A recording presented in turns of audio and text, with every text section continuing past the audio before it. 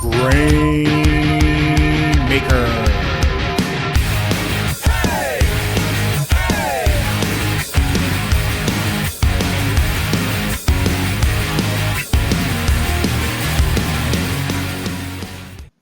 Welcome, everyone, to the Grainmaker Wrestling Podcast, a Prairie Proud wrestling podcast covering everything from Winnipeg to worldwide. My name is Blair Pacheco. Hope you're doing well, having a great day, evening, weekend, whenever it is you're sitting down and listening to this. Now, this past weekend was WrestleMania weekend, and with that, there is an abundance of independent shows. It's 4 or 5 days packed of shows. You're kept busy if you're a fan. And I'm very thankful because my guest today was actually a part of it. They were there for Effys Big Gay Brunch. They're going to talk about that and so much more. I'm very hyped to have them on the podcast. Joining me from it's one half of Platonic Romance, the other half, it's Damian Desire. Damian, how's it going? It's going great. How's it going with you? I'm doing pretty good. I know off air we were kind of talking about the weekend, and this was a very last minute thing for you guys. So, what was the experience of being part of WrestleMania weekend like for yourself? It was cool. It was cool to do it again. I actually wasn't going to go to Mania Week because I had no bookings at all, and I just didn't have the desire to spend a whole week in Las Vegas. But Effie had reached out to Richie last Monday about it, and we're like, let's go. Yeah. It's a big opportunity. The big Gay Brunch is a huge show, so I didn't want to lose this opportunity. That was the first time for you guys working the Big Gay Brunch, correct? Together, yes. I think it was Richie's second time doing the Big Gay Brunch. I think they did it when Mania was in LA, I think. Okay. Yeah. So you had said you had done WrestleMania week before. What was the first experience like for yourself being a part of that? Same thing. I thought it was cool. Yeah. It was very long. By the end of it, I was like, I just want to go home. I want to be in my own bed now. I think we got there around Tuesday morning or Wednesday morning, and I was there all weekend till Sunday night. And I have to imagine it's a lot of going from one show to another. You have to have your shit organized or else you'd be all over the place. I have to imagine. I would imagine. I only had 2 bookings. So okay. I wasn't like the people, and I wasn't like Sonico who had 13 bookings. That I'd be disorganized. I'd be like, I don't know where to go next. Dude, I plan a trip even just for fun, and I'm still disorganized. So I don't know how people can pull it off. Yeah. How I never had the chance to ask Richie, but how did you and them become Platonic Romance? How did the two of you sort of link up? So this was about, I think, 6 months into my wrestling career. Pride Style, I had reached out to Pride Style about bookings, but nothing ever came up until eventually they reached back and they offered me a spot. It was a 4-way. Or it was all over the place. The promoter didn't know if he wanted to do a 4-way or a tag match. And they had brought up Richie. And was like, hey, would you be cool with tagging with them? Mm-hmm. And at the time, I didn't really care. I just wanted to wrestle. I just wanted the booking. Mm-hmm. The match ended up being a 4-way. But he said the plans were after this 4-way, I'm going to put you and Richie together. And that's how Platonic Romance was created. We didn't really take the tag team stuff very serious just because Richie wanted to focus on their single stuff. I wanted to focus on my single stuff. So we kind of separated for a while. And then we had another big opportunity to wrestle for Prestige. And I asked them, I was like, hey, would you be down? And they were down. Hey. And then since then, after the Prestige show, we just kind of been focused on it more. And it's noticeable the chemistry that you two have in the ring. It's you two mesh very well together, and it's incredible to see. I know with some teams you see them in there and it's like, well, what are you guys even doing? But you two work very well together. So I know as a fan, that's what I'm into. I want to be able to see that teamwork. I want to be able to see the chemistry in the ring. So yeah, and I enjoy tag team wrestling. Watching wrestling as a child, I didn't really watch tag team wrestling, but when I got into wrestling, I love the idea of a tag team match because like you have to work together to win the match. It can't just be all on one person. It's a unit. So Well, I always am like blown away by the creativity that you can have when you have those extra bodies in the ring. Because now, instead of just one on one, hey, you've got four minds and they're coming up with different stuff. And like, oh yeah. I find when you can sort of hit that moment where like you're doing something that nobody has really done before, or like you haven't seen in a long time, that's what it's like. Things really start picking up together. Oh yeah. And that's why I appreciate the tag team stuff now, just because like the amount of ideas and the creativity you have for that match. It's great. I Mhm. love it. So, I mean, you mentioned never really, being drawn to tag team wrestling when you're a kid, watching, but what was sort of your entry point into professional wrestling that you first sort of remember? From what I remember, I think I was like 6 or 7, and I was just scrolling through the TV, just pushing the up button Yeah. and going through different channels, and I landed on an episode of SmackDown, and I remember it so vividly. I saw the wrestling ring, two dudes, big as hell. I'm pretty sure one of them was Brock Lesnar because I remember the back tattoo Yeah. when I saw Brock Lesnar years later. Mhm. Um, I really wasn't into it. I was like, "Oh, that's cool." And I just kept on scrolling through the channels, and then I tried looking for it again, and I found it, and I just got hooked right then and there. I had to hide it from my parents because my parents thought it wasn't a good show to watch because they were beating each other up. Mhm. So they thought it was very violent for me at that age. So I was watching wrestling on the low, and then eventually my parents were like, "All right, well he has a hobby, so we can't take that away from him. So go ahead and watch it." Yeah. I mean, you're not getting into trouble. You're not, doing shit you shouldn't. It's just, watching wrestling. So, Yeah, I'm just watching wrestling. I just got a hobby. do What's you wrong remember? with that? Do you remember how old you were? I think I was 6 or 7 Okay. when I found wrestling, and I would just watch it religiously. I was a big WWE guy. I didn't know anything about independent wrestling or any other promotions at the time. Mhm. It was just strictly WWE. This is my whole life. I'm watching this forever. S- And s- Oh, sorry. Go ahead.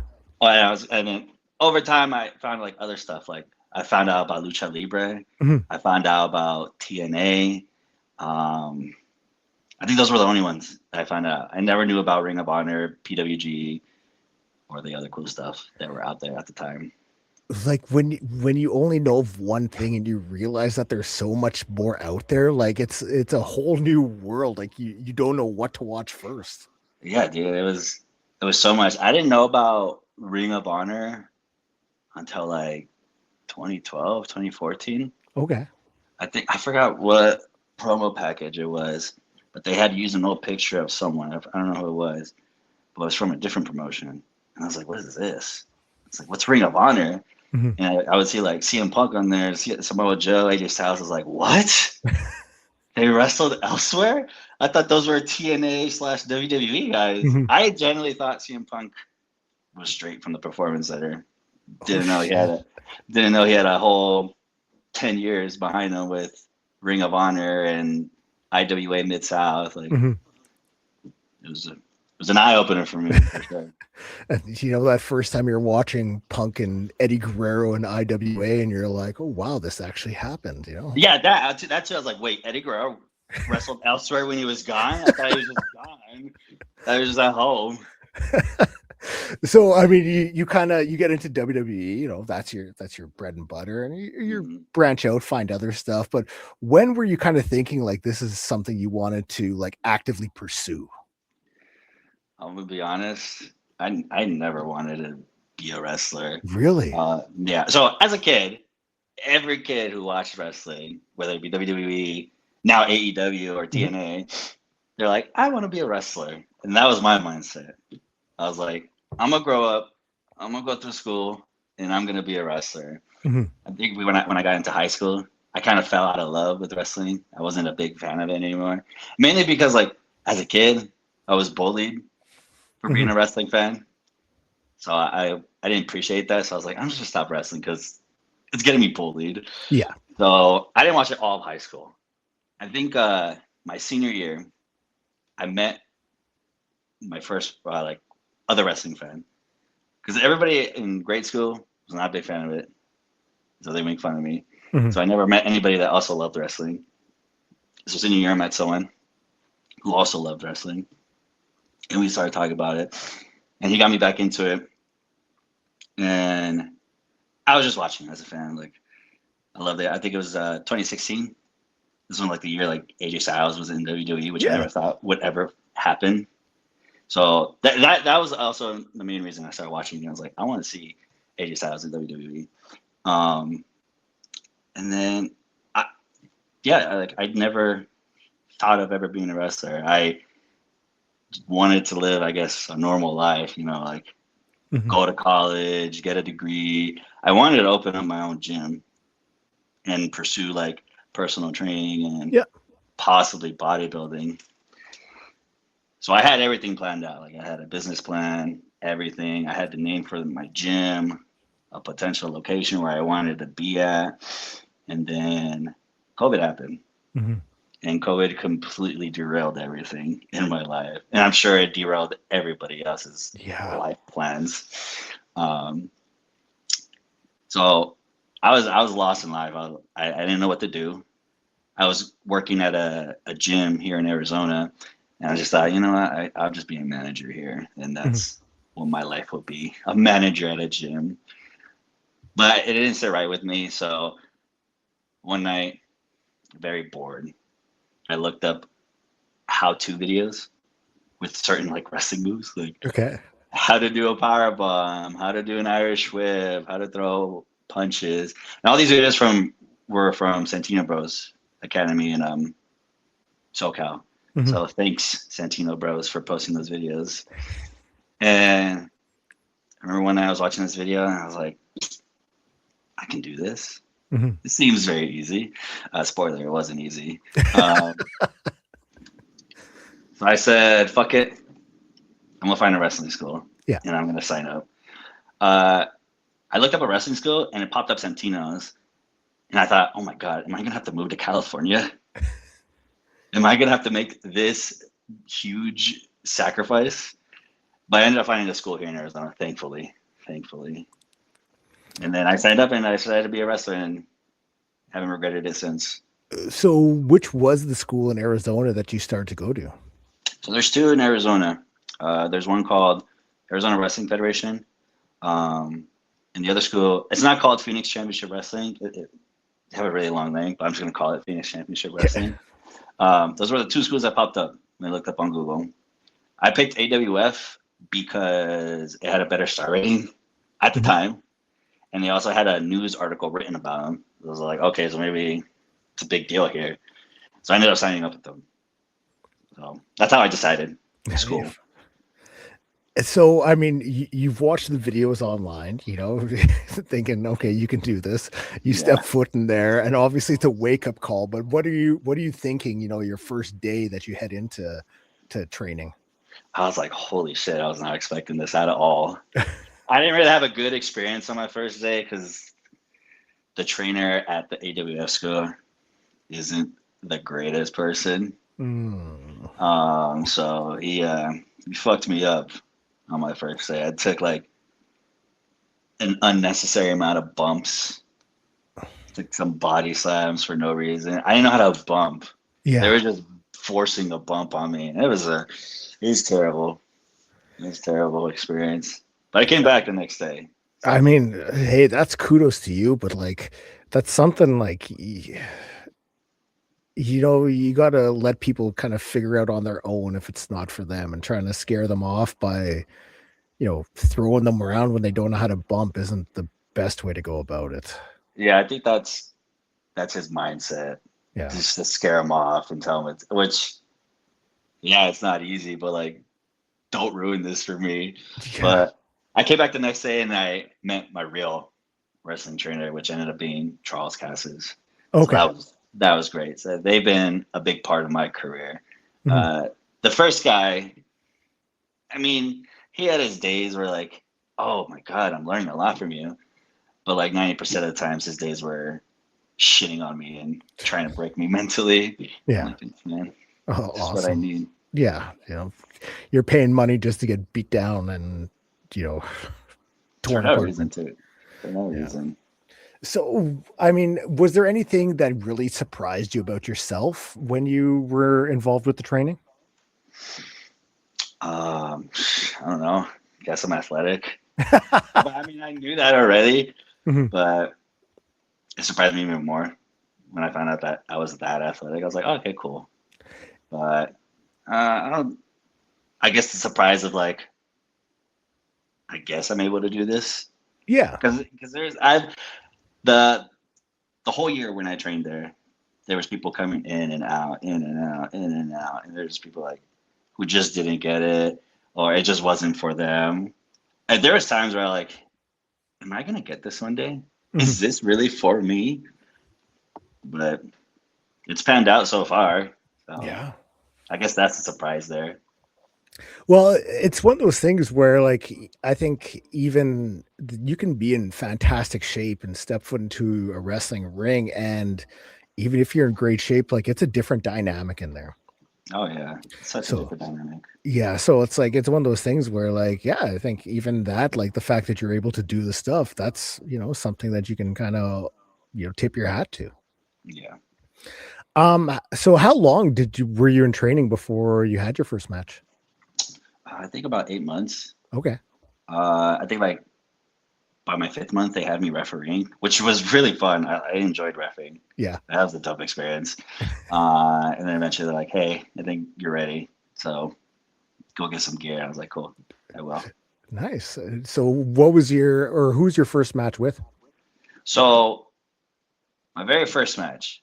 This one goes under the radar just because like the school was also very like I don't know what's the word like they didn't like that their students worked at other places.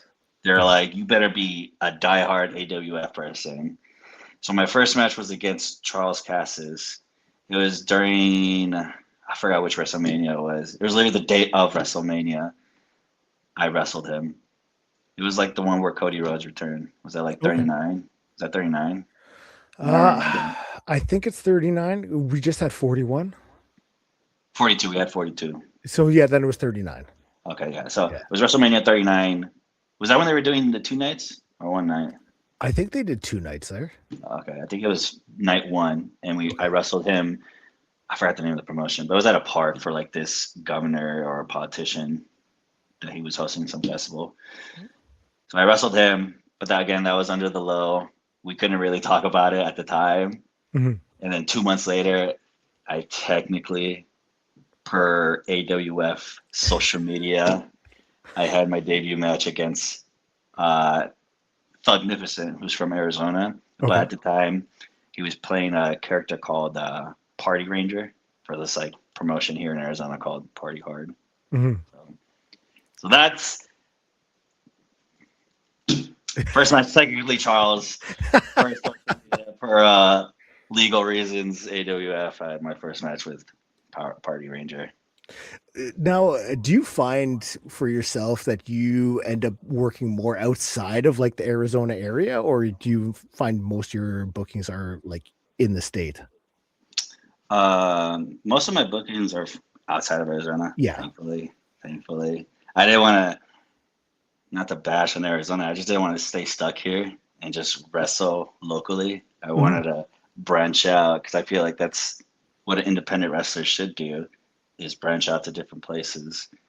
Um, but yeah, most of my bookings are outside of Arizona, especially now, just because I'm not doing a lot of local shows here anymore. Yeah. So, like for yourself, I mean, you've obviously been a part of some big matches and been involved with some, you know, memorable opponents, but what has really stood out to you that, you're exceptionally proud of, whether it's match wise or moment wise? Moment wise, there's a promotion here called Wrestle Drag. Moment wise, being the first Wrestle Drag Pride champion. Mhm. Um, I never really thought I'd ever be given the responsibility to hold the title, just because it's a really big responsibility. So being given that trust to one being the first champion and to hold it, it was a great moment. And Wrestle Drag is my home promotion, so it it holds a special place in my heart. Uh, Match wise, I guess being able to wrestle some of the best wrestlers. Um, I had the opportunity to wrestle Judas just last year, and I was very nervous for that match. Yeah. I was terrified. Like I was like, I am not on this man's level at all, and I'm being thrown in there. But it was a great match. It's probably one of my favorites in my whole career, and being able to hang with him was awesome. Was that up in Canada? Yeah, it was for a 365. Okay. Now I have to ask, when was your first trek up here? My first trip up here was when Richie and I were first booked for Prestige. Okay. Prior to being booked on Prestige, I had went to Rosalind 9. That was when it was supposed to be FTR versus Midnight Heat. Oh yeah. Unfortunately, the match didn't happen. That's where I met the British Columbia crowd. I met Elliot Tyler. I met Casey. Who else did they come with? Tommy Chan, I believe, also came with them. So I met them. I talked to them briefly about, I guess maybe coming down to Canada. So when I got booked for Prestige, I had messaged Ty. I was like, hey, is there any promotions I could reach out that could run that same weekend? And he got me in contact with Dusk and ASW. Nice. So that was my first trip up there. And since then, I've been up there pretty consistently. You're almost like a regular up here now. I know, it's great. I love the PNW, man. Like, it's beautiful. The crowds there are amazing. They love wrestling. Mhm. Like they truly do. Arizona fans, they don't love wrestling. They do not. I hate the crowds here. And I feel mean saying that, but it's just the truth. Like, it's night and day. Yeah. With the PNW crowds and the Arizona crowds. Like, the crowds here, like, they're like the smart marks who are like try to go like dissect the match, and like there's been times where like they can hear us in the ring and they'll like call it out. And I'm like, bro, just sit on your hands and just watch the show, please. Yeah, just enjoy it. Just enjoy it. Go grab a beer or something and get drunk and watch the show. But the PNW crowds, they don't care. Yeah. They love it. They just want to watch wrestling. They're there for a good time. They want to have fun, and it's like not trying to like one up the wrestlers in the ring. Like they don't want to make the show about them. Exactly, and they're also not rude. Arizona crowds are rude sometimes. Damn. Yeah. I have wondered what, like, I'll ask from time to time, like, oh, what's it like? Is it the same? Different crowds, and for the most part, people will be very like, no, it's the same. So it's kind of it's weird hearing like, no, man, like it's not the best wrestling here. It's not the same. The fans are not the same. Mm-hmm. I don't know. I don't think they appreciate wrestling here. But that's my opinion. If no one agrees, whatever. Mm-hmm. That's how I see it. Yeah. I know, like, you're coming back up here for Dusk in a few weeks, eh? Yeah. And am I correct in seeing that you're booked to face off against Richie? Yes, we are facing each other. How exciting. That's actually one of the matches I want to have this year. I have a list of wrestlers I want to wrestle, and it's slowly getting smaller, so that's great. So now I have to ask, who were some of the ones previously on this list? Let's see. If I close the tab, will it turn off my camera or kick me out? Don't think so. Okay, let's give it a test. Am I still here? Your screen's off, but that's okay. Okay. I'm pulling up the list. Okay. So the list I didn't put their wrestling name, but I'll tell you the wrestling name. I had put their monikers, like what they call themselves. So the first one, his name is Young. He calls himself the Young Blood. He's some wrestler who's coming up in Arizona. I like his stuff. I think he's a dope wrestler. He trained out of AWF as well. Okay. So his name's Gabe Roca. So I would like to share the ring with him. I wrestled the Professional, which was Travis Williams. Wrestled the Midnight Marauder, which was Casey Pereira. The V Guy, I'm sure you know him. Von Vertigo. Von Vertigo, yes. He's dope as hell. I will love to share the ring with them.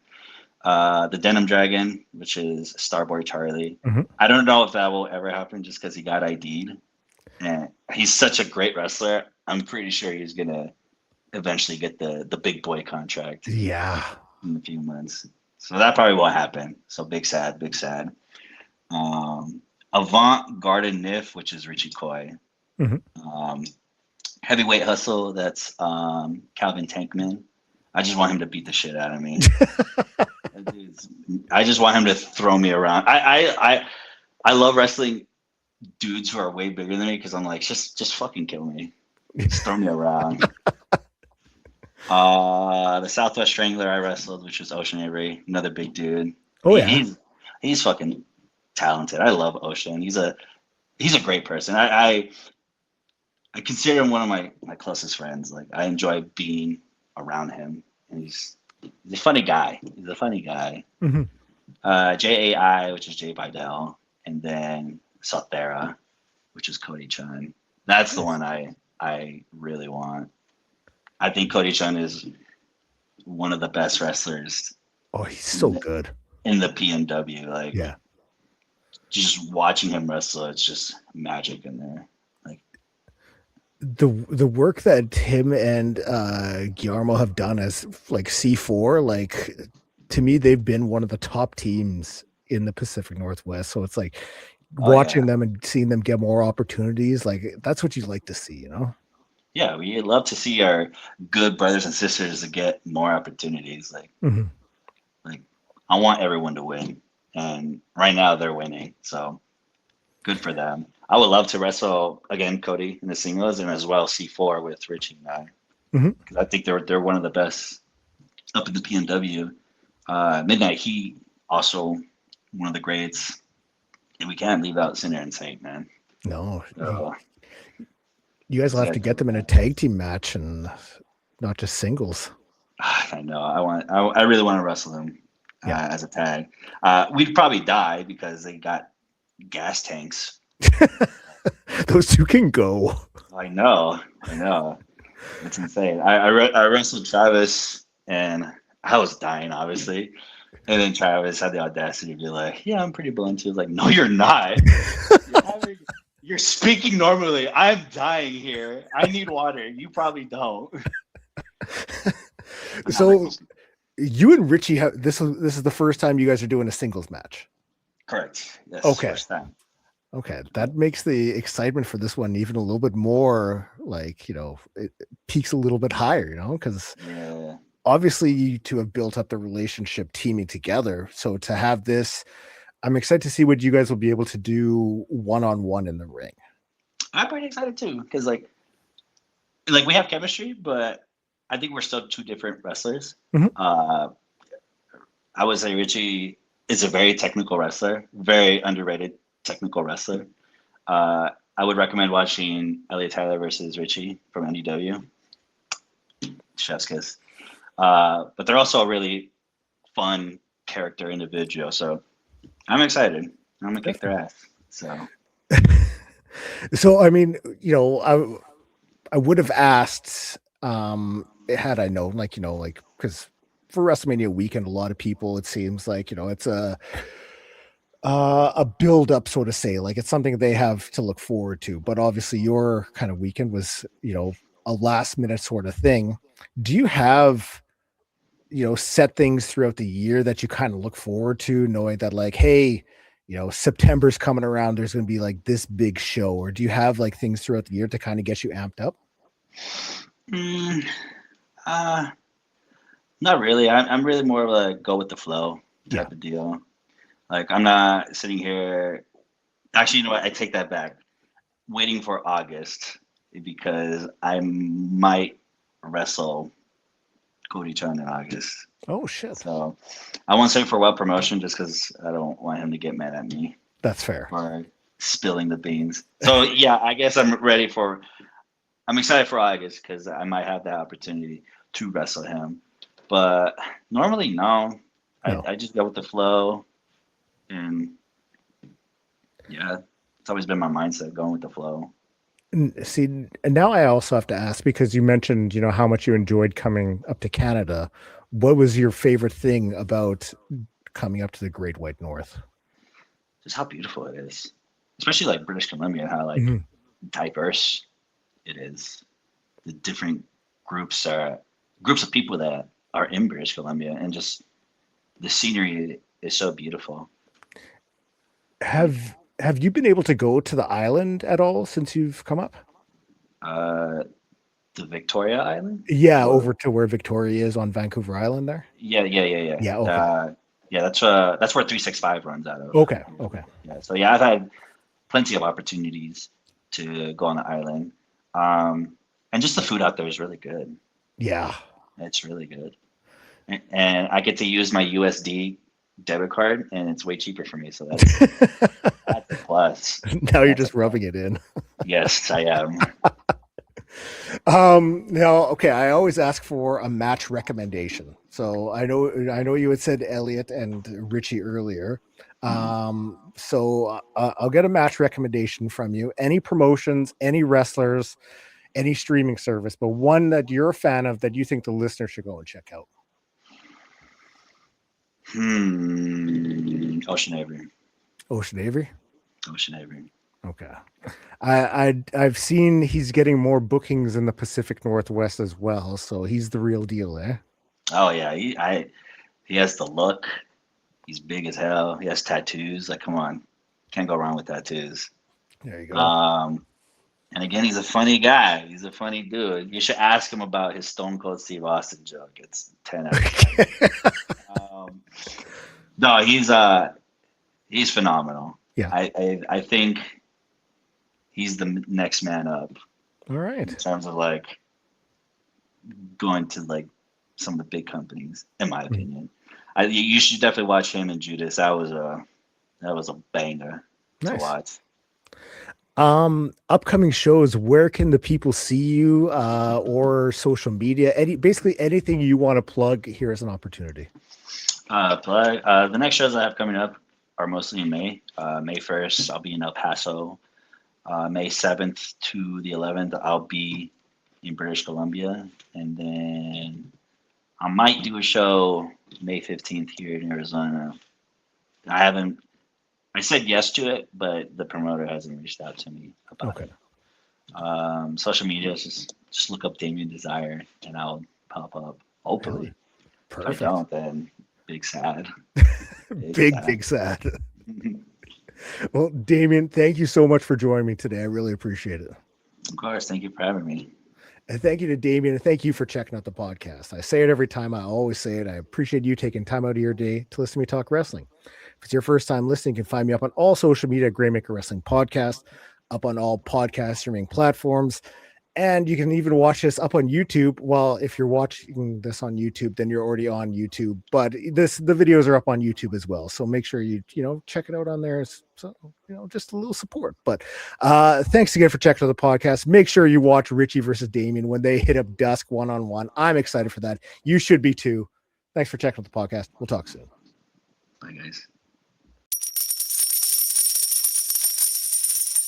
Grainmaker.